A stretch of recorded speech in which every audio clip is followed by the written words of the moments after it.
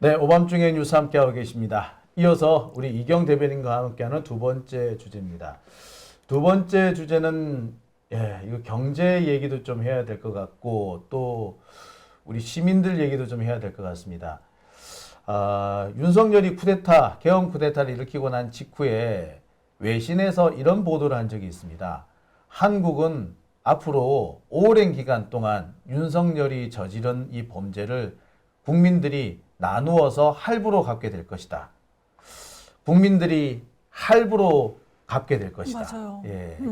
참 마음에 와닿았어요. 이게 그리고 너무 끔찍하고요. 예. 근데 지금 벌써 그 일이 시작이 되고 있는 것 같아요. 이게 진짜 현실이기 때문에 현실이 된 것 훨씬 같아요. 더 끔찍합니다. 이게 제가 두 번째 주제를 제목을 경제 위기라고 잡았는데 경제 위기뿐만 아니라 사회적 위기 맞아요. 사회적 제목, 위기인 아예 것 같아요. 제목을 네. 바꿔야 될 것 같아. 경제 위기 아니라 사회 경제 위기라고 해야 될 것 같아. 이게 단순히 사회 경제 위기가 아니라 지금은 사회 위기도 함께 우리 사회가 붕괴될지도 모른다라는 맞습니다. 사회 붕괴는 솔직히 지금 이 키보드가 붕괴될 것 같은데. 예, 사회 경제 위기로 돌아왔다라고 해야 될 것 같아요.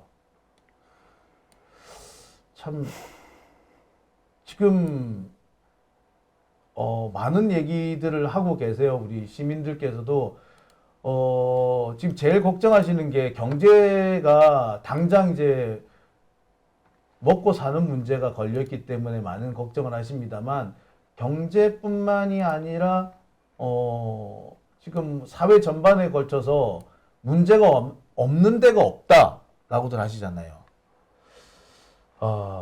제일 문제가 많은 데가 어느 부분이라고 할 수 있을까요? 지금 오늘 어떤 얘기부터 좀 시작해 볼까요? 경제적으로는 저는 솔직히 제가 피부로 와닿는 건 저는 아무래도 아이들을 유학까지도 생각을 했기 때문에 환율이요. 환율이 전 주식을 안 하니까요. 근데 환율은 정말 피부로 와닿았던 것 같아요. 그리고 많은 분들이 지금 소비를 멈추고 거의 많이 안 한다. 그러니까 카드도 많이 안 쓰신다고 그러고 그러다 보니까 왜 우리 소상공인 아니면 자영업자분들이 제가 동네 다녔는데 장사가 꽤 됐던 곳이었는데 아니 문을 닫았더라고요. 아이고. 네, 지금 한 달 동안 정말로 약간 왜 장사가 되게 잘 되는 골목길에 있는 그 동네 가게였어요. 맛집이었거든요. 근데 문을 닫았어요? 예, 닫은 지 한 달이나 됐다는 거예요, 지금. 그런 데가 꽤 있어요. 그러니까 사람들이 아예 돌아다니지도 않고, 네, 돈도 쓰지도 않고, 그러니까 기본적인 것도 많이 안 쓰신다고 하더라고요. 맛집이었는데 문을 닫았어요. 조그만한 가게였었는데. 그러니까 지금 보면은 이렇게 여기저기에서 그다음 이제 윤석열이 저질러 놓은 일, 윤석열이 한마디로 말해서 술집 같은 데서 세게 한번 긁은 거, 그게 이제 여기저기에서 아니 술집이라는 게 너무 이상하다. 그러니까 윤석열이가 돌아가지고 카드 막 긁고 다닌 거 이게 하나씩 둘씩 청구서가 날아오기 시작하는 거 아닙니까? 아니 그니까요. 그게 지금 최근에 들었던 것 중에 진짜 마음이 아팠던 게 또 뭐냐면 같은 문 닫은 집에서 같이 들었던 얘기인데 코로나 때도 자기네는 버텼다는 거예요. 그러니까 요새는 그리고 코로나보다도 뭐 저 옆집도 저기도 이렇게 말씀 주셔요. 근데 코로나 때도 힘들지만 버텼다.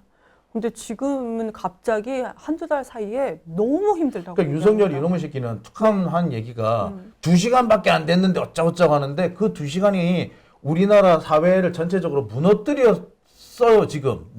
더 얼마나 무너뜨릴지도 모르겠어요. 지금 2달째 접어들고 있잖아요. 너무 힘듭니다. 근데 그게 진짜 코로나 때도 우리가 버텼다라고 말씀을 하시는데 이거 막 너무 막 제가 눈물이 핑 돌더라고요. 근데 윤석열이 2시간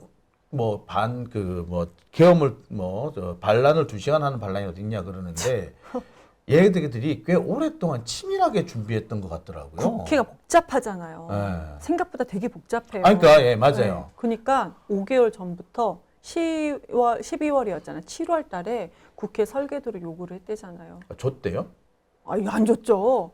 국회뿐만 아니고 국회 포함해서 검찰, 국가정보원, 한국은행, 금융위원회, 금융감독원 등 20개 기관에 그걸 요구를 했었대요. 근데 다행스럽게 안 줬다.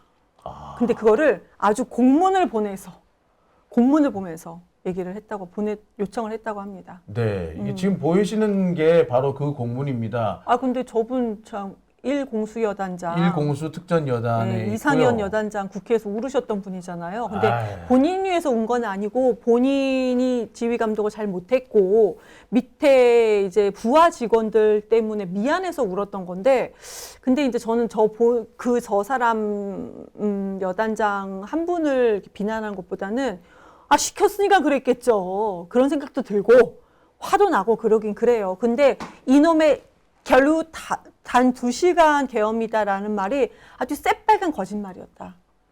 5개월 전부터 이거를 준비하고 있었다는 것이 정말로 소름 돋습니다. 저는 개인적으로 별까지 달았으면 저렇게 울면 안 돼요. 별까지 달았으면 저렇게 울면서 어쩌고저쩌고 할 게 아니라 차라리 할복을 해.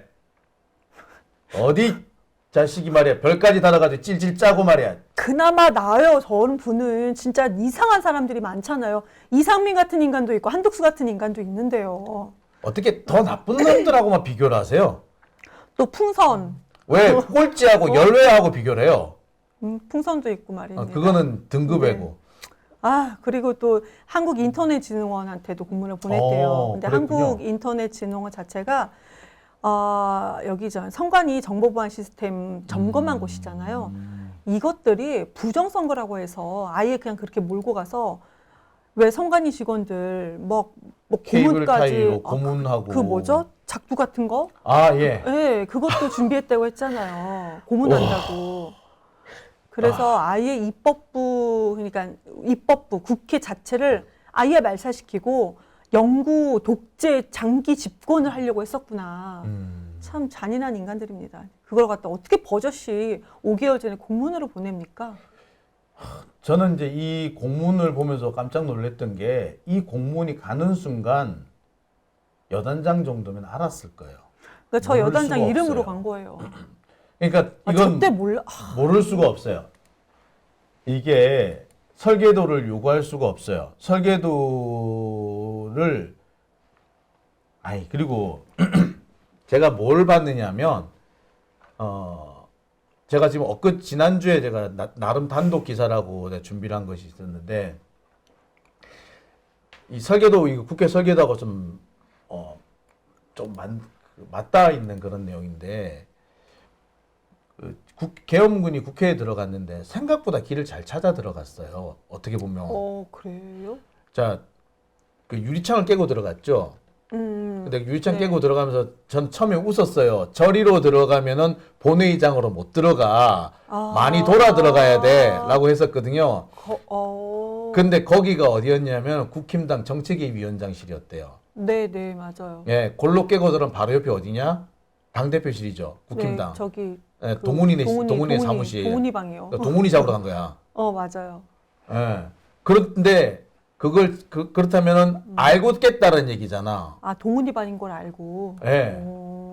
동훈이 방 깨려고 하다가 안 근데 아무튼 깨지니까 옆에 받지는 걸 깬 못했어요. 거예요. 예. 근데 받지는 못했으나 그래도 최소한 동훈이 방은 어딘지는 알았을 거야. 알고 갔다. 그리고 이재명 대표 방도 꽤 쉽게 찾아갔어요. 그래서 왜 그랬나 참 의문스러웠거든. 네. 근데 이유를 알았잖아요. 국회에 국방부 협력관이 있어요. 네, 맞아요. 그 협력관이 도와줬더라고. 그 공소장에 등장합니다. 공소장에 여러 군데, 다 6군데 등장해요. 국방부 협력관 땡땡땡 준장. 근데 국방부 협력관이 최근에 바뀌었잖아요. 네, 그 사람 바뀐 사람으로 올라가 있더라고요. 네. 제가 만약에 바뀌지 않은 사람으로 올라가 있었으면 네. 착각일 수도 있겠거니 그쪽 사람들이 착각했거나 그 사람이 원래 거기 있으니까 그 사람한테 지위를 받아 네. 라는 식으로 했을 수도 있다 라고 생각이 들었는데 바뀐 사람으로 올라가 있더라고요. 네. 양재응 준장. 네. 양재응 준장. 네, 그래서 그 전에 있던 사람은 정재열 소장, 현재 지금 3, 4단장으로 가 있더라고요. 네. 그러니까 이 사람이 언제 갔냐면 11월 29일 날 3, 4단에 갔고 12월 예, 바로 11월 며칠 전이네요. 예, 11월 29일 3, 4단장 갔고 네. 11월 30일 날 3, 4단장 취임식을 했더라고요. 그 12월 3일 날 이 사단이 난 거고요. 예. 뭐 어떻게 된 거예요? 그리고 이 양재응 씨는 양재응 씨는 그 11월 27일인가 11월 27일인가 거기 그 32사단 97연대에서 연대장을 마치고 국회로 왔어요. 27일 날이요? 네. 그럼 누가 범인이고 누가 알려준 거예요? 나중에 온 사람이? 양 씨가. 12월 27일 날, 그러니까 이 사태가 일어나기 한 4, 5일 전에 온 사람이 이게 내부적으로 이제 그래서 뭐 설계 도면까지는 아니겠지만 그래도 지형 정찰, 우리 군대식으로 말하면 지형 정찰을 한 거죠.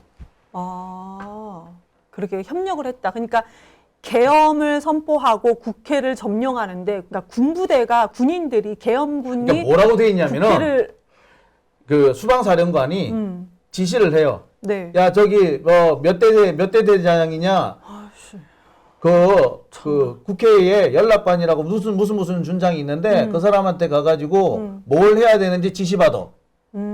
자, 그게 공소장에 나와 있다는 예. 거예요? 그리고 너 몇 대 대장이지? 너 그 국회 연락 그 단장이라고 양머식이라고 있는데 그 사람한테 물어보면은 그 7개 국회 문 중에 어느 문을 점령해야 되는지 얘기해 줄 거야. 네. 그 문 네가 가서 점령해. 그리고 또 이런 것도 나옵니다. 누구지? 그 양재영이한테 가가지고 그 어떻게 하면 되는지 물어봐봐. 어디를 어떻게 국회의원회관도 봉쇄라고 하는데 어떻게 하면 봉쇄가 되는지 물어보라 그래. 배치 물어보라고 얘기해. 그런 장면이 6군데가 나와요. 어허. 자, 어떻습니까? 이게 이 정도 이게 이게 그냥 2시간 네. 뭐 단순 그런 건 아니네요. 아니네, 단순한 건 아니에요. 그러니까 그런데 여기 국회 설계도까지 얘기를 했다며 얘기 틀려요. 그리고 당시에 1공수 여단장한테도 양정 준장 찾아가가지고 물어보라고 얘기를 들어가요. 그래서 저는 이 사람의 눈물이 악어의 눈물 같아 지금. 꽤 짜증나. 다시 한번 얘기합니다만 이상현 준장 별까지 달았으면 그렇게 추잡하게 눈물 흘리지 마. 차라리 할복을 해. 아우 짜증나. 저는 모르겠어요. 그냥 그 정도까지는 아니고 정보가 없지 않았을까. 정보가 없지 않았을까. 그러니까 군이라는 조직 자체가 약간 검찰 조직보다 더 이렇게 명령 체계에 따라야 되니까 좀 그러지 않았을까. 그냥 그런 생각이 들어요. 그냥 저 개인적인 생각입니다. 그러니까 이 사건 자체가 완전하게 클리어하게 우리가 정보를 다 하기 전에는 윤석열 이하 뭐 권력을 손에 쥔 아첨하는 그 한 10명도 안 되는 그 사람들은 정말로 되게 잔인하게 우리가 비판하는 건 맞는데 나머지는 저는 당분간은 안 할랍니다. 억울할 수도 있잖아요. 제가 억울한 일을 당해봐서 좀 약간 억울할 수도 있으니까 저는 당분간 좀 덜 할게요. 이상현 여단장하고 저보다 나이가 살짝 어릴 거예요. 아, 그래요? 네. 제가 알기로는 저 사람을 제가 중2 때 내가 만난 걸로 내가 기억을 하는데. 선배가 그래서 내가 나이가 엄청 있으시군요. 제 연배쯤 되는 사람이 지금 별을 달았거나 빠르면 별 2개를 단 사람도 있고요. 네. 제 약간 고참이 지금 별 3개를 달아 있어요. 저보다 조금 고참이었던 분이 지금 지작사 참모장을 하고 계시거든요. 네. 그래서 제가 그 느낌으로 얘기를 하는 건데 내가 만약에 저 자리에 있었다면 저렇게 질질 안 짰을 거예요. 차라리 내 목숨으로 사죄를 할지언정 내 목숨으로 부하들을 구할지언정 저렇게 질질 짜진 않았을 겁니다. 군인이 군인답게 굴어야지. 그게 자신이 책임을 지는 거죠. 아니요. 저분 욕은 아니. 그렇게 따지면 대통령 그 멧돼지 새끼가 자기가 대통령에서 역할을 해야지. 진짜. 그 새끼는 군인이 아니잖아. 아니, 그 사람 대통령이잖아요. 오늘따라 왜 이렇게 개겨? 아니야. 나는 그 윤석열과 그 몇 되는 사람들 있잖아요. 그 사람들은 실컷 잔인하게 좀 우리가 비판을 하고 다 안 다음에 나중에 좀 비판을 해도 이렇게 이상현 여단장 같은 경우는 좀 나중에 비판을 하시죠. 근데 지금 울 수 있는 마음이 자기 그러니까 부하들을 위해서 그래도 눈물이라도 흘릴 수 있는 마음을 가진 인간이 지금 없잖아요. 악어의 눈물 같아서요. 아니, 아유. 아직은. 좋아. 알았어. 예, 좋았어. 근데 지금 우리가 이렇게 지금 막 이렇게 티격태격 하고 있습니다만 이게 네. 우리 시민들 전체의 어떤 마음 속에 남은 트라우마 때문이라는 생각도 들거든요. 아니, 맞아요. 이게 우리가 솔직히 저 같은 경우에는 이게 제가 이제 마음을 쓰면 안 드렸지만 제가 그 예비역 대위로서 나름 이제 군인으로서의 자부심을 갖고 살은 사람인데 말씀 안 하셨지만 막 뿜뿜뿜 뿜어냈어요. 나 장교 출신이야 막 이런 거 있었어. 그 자부심이 이번에 완전히 뭉개졌어요. 그래서 제가 아까 그 이상현 준장한테 차라리 목숨으로 잘못을 빌라고 느낌 알겠다. 네. 그런 거구나. 네가 별을 달았으면 그래서 부하들을 그 잘못된 사주를 몰아넣었으면 질질 눈물을 짤 게 아니라 네 목숨을 바치라고 내가 그렇게 얘기를 하는 거예요. 그런 느낌인지 네, 알겠어요. 근데 이게 사실 이게 나 역시도 일종의 트라우마 같은 거거든요. 정말 저는 자존심도 상하고 불편해요. 이걸 네. 이게 앞으로 저한테는 영원한 상처가 될 것 같아요. 물론 이게 그 우리 5.18 그 광주 시민들의 상처하고는 비교가 안 될 것 같지만, 저한테는 그날 12월 3일 날 국회의사당 앞에서 그 계급장 달고 있는 대위계급장 달고 있던 그 중대장 보면서 이 미친 새끼야. 네가 대위까지 달고 부하들을 이렇게 사지로 끌고 왔냐고 내가 그랬거든요. 그러니까 얘가 처음에 깜짝 놀라서 보더니 뭐 말투에서 대충 느껴졌나 봐. 아니 북한군이 점령했는데 국민들이 이러고 있으니 얼마나 그들도 트라우마일 거야. 이번에 왜 전국적으로 트라우마 센터가 있었잖아요. 트라우마 센터. 그러니까 국가폭력 트라우마 치유센터 이런 것도 있고 권역별 트라우마 센터도 있고 그리고 이제 정신건강 복지센터 뭐 이런 것들이 있대요. 근데 여기에 트라우마 센터에 국가폭력 사태를 경험했던 국민들도 많이 가시고 그 계엄 현장을 목격한 사람들 그리고 과거에 계엄군이었던 사람들. 과거 계엄군이었던 분들이 이번에 자신들이 그동안 잊고 지내던 상처가 다시 도드라졌대요. 네, 그리고 지금 그러면 그렇게 국민들한테 시민들한테 멱살을 잡혔던 그런 군인들도 분명히 트라우마가 생길 거예요.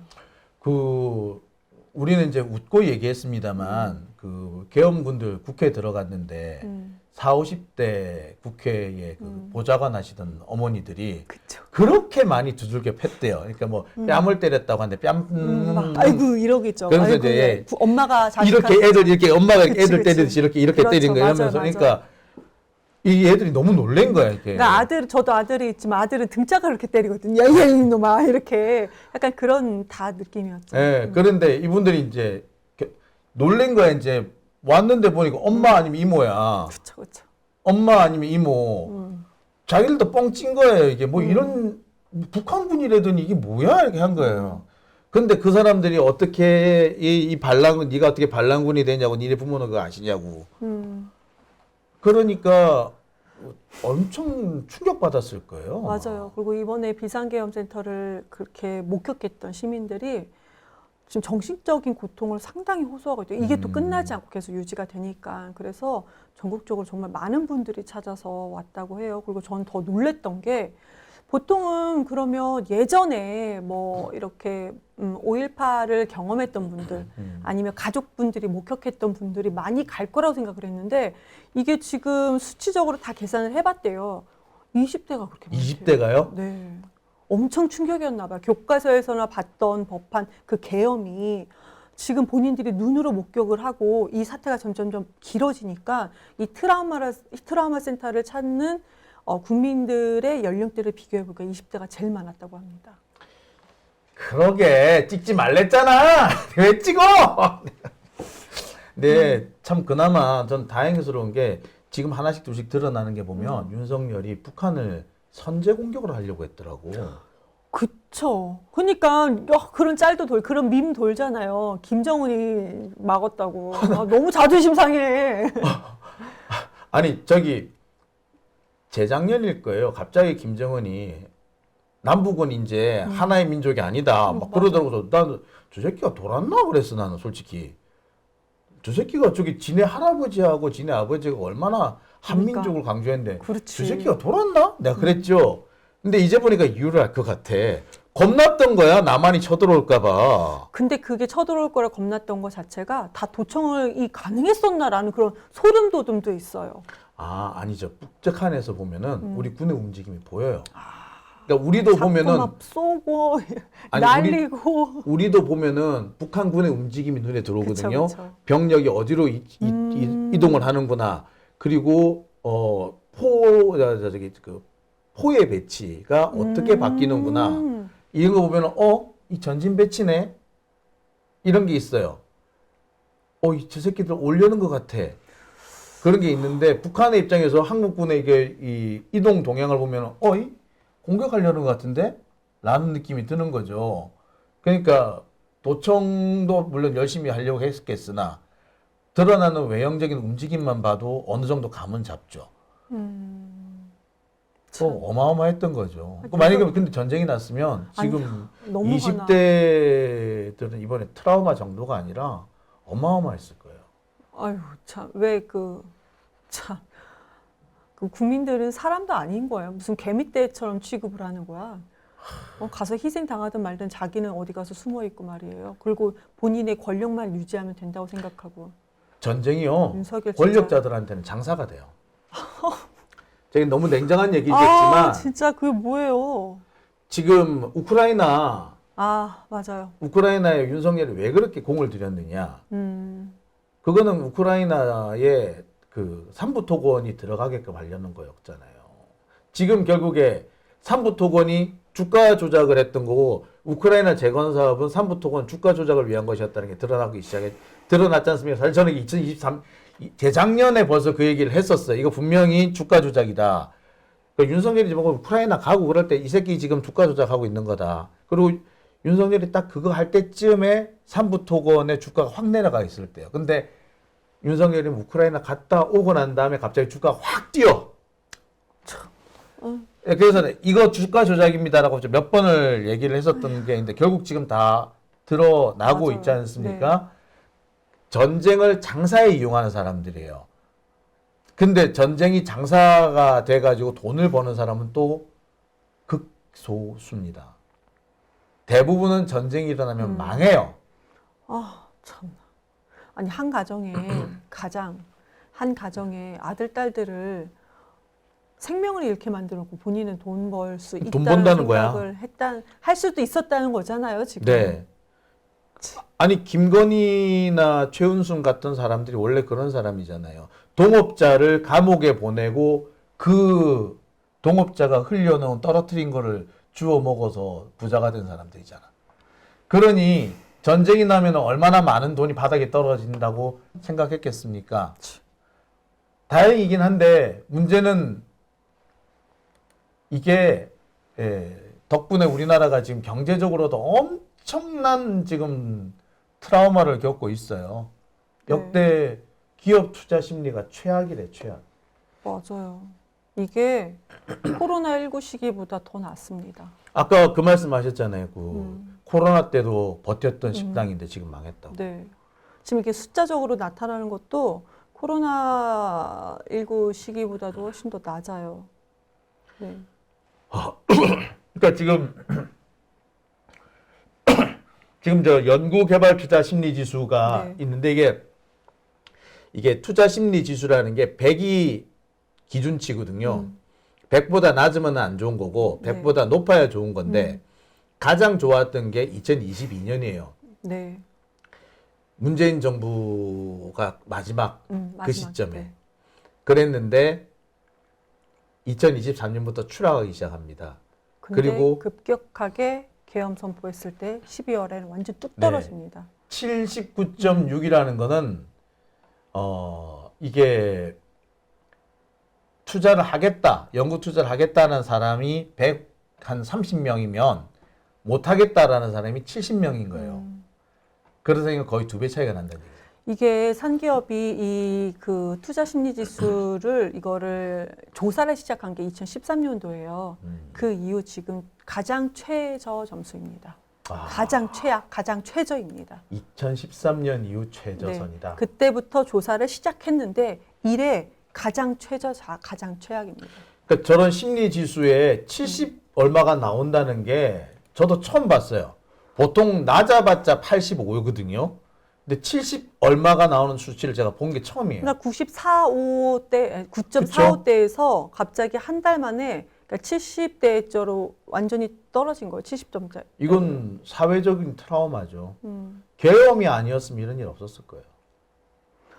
아니 그때 12월 달에 일어나는 건 계엄밖에 없었거든요. 그러니까 아무 이변이 없었어요. 계엄만 있었을 뿐입니다. 11월 달에 94.6이었는데 12월 달에 79.6이 나왔으면 79.6. 네. 계엄이네. 자, 코로나 시기에 몇인지 알아요? 91.2였어요. 그러니까 그때 91점이었어요. 코로나 그렇게 힘들 때도. 아니 그때 나는 조중동 이놈의 새끼들이 정말 나쁜 새끼들인 게 그때 코로나 때문에 나라 망한다고 얼마나 문재인 정부 얼마나 이렇게 지금은 쫄딱 망한 거죠. 그렇게 얘기하면. 쫄딱 망했는데 지금도 계속적으로 국가 소멸 위기예요 지금. 근데 이 와중에서 계속 윤석열 편들 들어. 이게 나쁜 미쳤어요. 새끼들이. 조선일보. 그러니까 조선일보 욕해도 좋은데 진짜 폐간해야 돼요. 폐간시켜야 돼요. 이거 진짜 이거 우리가 조선일보의 악행들을 모아가지고 이거 집단 소송을 하든지 해서 조선일보를 없애든지 해야지. 이거 진짜 아니 어떻게 전염병 가지고 그 쌩 난리를 치면서 계엄 가지고 이렇게 윤석열을 옹호하는 새끼들 이거는 미친놈들 아니 아니에요? 그때 이거? 조선일보가 국가 위기라고 막 그때 했을 때 전 세계적으로는 경제 지수가 대한민국이 가장 좋았어요. 가장 좋았어요. 제일 좋았어요. 제일 좋았어요. 예. 근데 우리는 지금 어디 갔어? 조선일보 뭐 조중동 포함해서 경제면은요. 아유 비판하는 데가 없어요. 아니 지금 돌아보면은 바로 그 코로나 국면 때 우리나라가 전 세계적으로 주요 국가로 껑충 뛰어오르는 시점이었어요. 전 이탈리아가 뒤로 밀려나고 그 자리를 우리가 당 차지하고 네. 점점 앞으로 나가고 있는 때였는데 윤석열 하나 때문에 나라가 이 꼴이 지난 해방 이후 80년 동안 쌓아온 우리나라의 이 업적들이 일순간에 날아간 거 아니에요. 근데 이거를 옹호하는 저자들은 뭔지 모르겠네요. 이 온 나라가 지금 이게 사람은 사람대로 마음을 다쳤고 경제는 경제대로 다쳤는데 지금 이 정도뿐만이 아니더라고요. 지금 저기 한국은행 RP 매입 지수라고 혹시 들어보셨어요? 이게 환매 조건부 책. 환율 관련된 네. 거잖아요. 저 환율 예민해요. 그렇구나. 다른 거 몰라도 환율은 예민해. 예. 이 환율이 지난 12월 달, 1월 달에 엄청나게 변동이 심했거든요. 네. 제가 알기로 11월 초에 1,300원 하던 환율이 지금 1,450원까지 올랐습니다. 어제 보니까 1,470원, 1,480원대까지 올라갔다가 지금 다시 1,460원까지 내려왔는데 한국은행에서 나름 막아야죠. 환율을 좀 안정시키려고 엄청 노력을 했는데 엄청 노력이 돈을 다 써부은 그렇죠. 거죠. 그때 쓰는 게 바로 이 환매 조건부 채권입니다. 아이고 참. 근데 12월 동안에 47조를 썼대요. 작년에 106조를 쏟아부었는데 그 중에 절반을 12월 달에만 쏟아부었답니다. 한 달에만. 한 달에만. 네. 이게 원래 12달치 쓰는 것만큼 12달만큼 쓰는 것을 한 달에 다 퍼부은 거잖아요. 1년치 쓸 거를 한 달에 다 쏟아부은 거예요. 그러니까요. 아, 에휴. 이거 뭐야 이게 돈을 그러니까 만약 이 정도 안 쓸어부었으면요 우리나라 원화 가치가 어떻게 됐을지 몰라. 지금. 윤석열 체포영장 발부됐을 때 그때 잠깐 딸랑 그거였었잖아요. 환율 내려가고 주식 올라가고. 그런데 공수처에서 1시 좀 넘어서 한 40분 정도인가요? 체포를 포기하고 돌아서니까 갑자기 또 다시 환율 취소했죠. 올라가고 주식 내려가고. 그러니까 오동훈 공수처장이 얼마나 나쁜 놈인지 우리 경제와 사회에 얼마나 큰 악영향을 미치는 놈인지. 저는 윤석열이 완전히 체포돼서 헌재에서도 처벌받고 형사재판에서 처벌받기 전에는 윤석열을 포함한 그 한 10명 내외의 사람들만 아주 강하게 비판할 겁니다. 저는 오동현까지는 세게 비판 안 하려고요. 아니면 이 인간들을 비판해야 하려고요. 아니 오동훈이가 안 잡아가잖아. 아니 한다잖아요. 우리 못 좀 이따가 또 믿겠어. 가야죠. 아, 새벽에 좀 이따 갑시다. 네. 하겠죠. 5시 한다고 하니까 해야죠. 참 뭐 답답한 얘기 참 많아요. 지금 소비가 21년 만에 최악이니. 근데 볼판을 하세요. 저는 그러겠다고요. 근데 이런 말을 하면은 또 저한테 뭐라고 하시는 분들 계시는데 그럼에도 불구하고 저는 그렇게 하고 싶다. 왜냐하면 욕해야 되는 사람들한테 지금 집중적으로 욕을 퍼부어야 될 시기다. 그렇게 생각했어요. 괜히 또 막 오해받을까 봐 이러네요.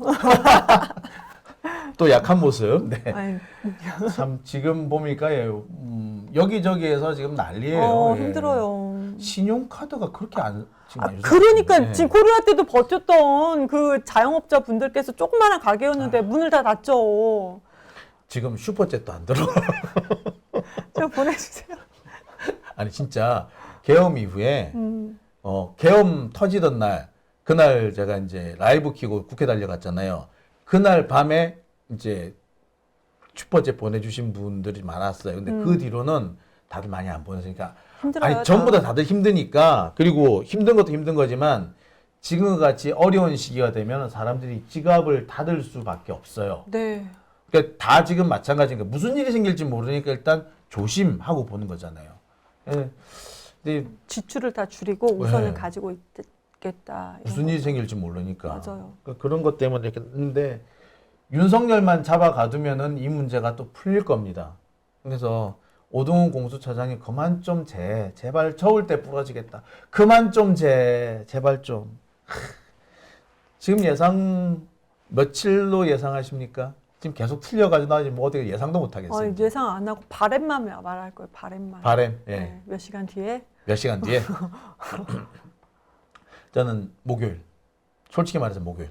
뭐 수 시작해서 진치고 있다가 목요일이다 이런 얘기도 나오긴 하는데 저는 바람이니까 빨리였으면 좋겠다. 근데 솔직히 이거 관련돼서는 최상목은 욕은 바가지로 얻어먹어야죠. 자기가 경호처의 지휘 권한이 있잖아요. 그러면은 그렇게 강경하게 막지 말아라.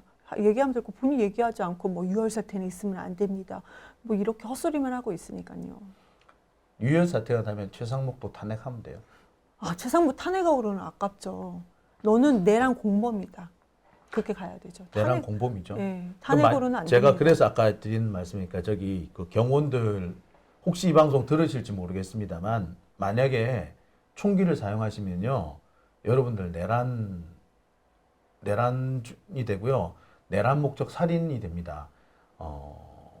내란 목적 살인은요 사망하지 않아도 살인이라는 행위가 실현되지 않아도 내란 목적 살인이 성립할 수 있어요. 내란의 목적을 가지고 살인이 벌어질 수 있는 흉기를 동원했으면 위험한 물건을 동원했으면 내란 목적 살인이 됩니다. 그러면 줄줄줄 다 엮여가 최상목까지. 뭐 저 입장에서는 최상목까지 엮어 주시길 바랍니다만 경호원들 여러분들 가족들 생각하세요. 지금 가족분들이 들으실 것 같아요. 네. 가족분들께서 다 자기 본인들의 아들, 딸, 본인의 뭐 가족한테 좀 적극적으로 얘기를 하고 계시겠지만 더 절박하게 좀 어떻게 전달이 됐으면 좋겠습니다.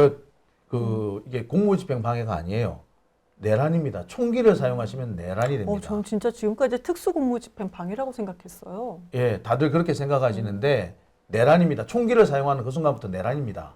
12.3 내란과는 별개로 내란이 되는 겁니다. 더군다나 윤석열이 총기 사용하라 그랬잖아. 총기 안 되면 칼로 해. 예, 이거는 내란이 됩니다. 아유, 진짜. 여러분들은 내란에서 주요 업무 종사, 적어도 내란 목적 살인이 되는데 내란 목적 살인이면요 형량이 되게 무거워요.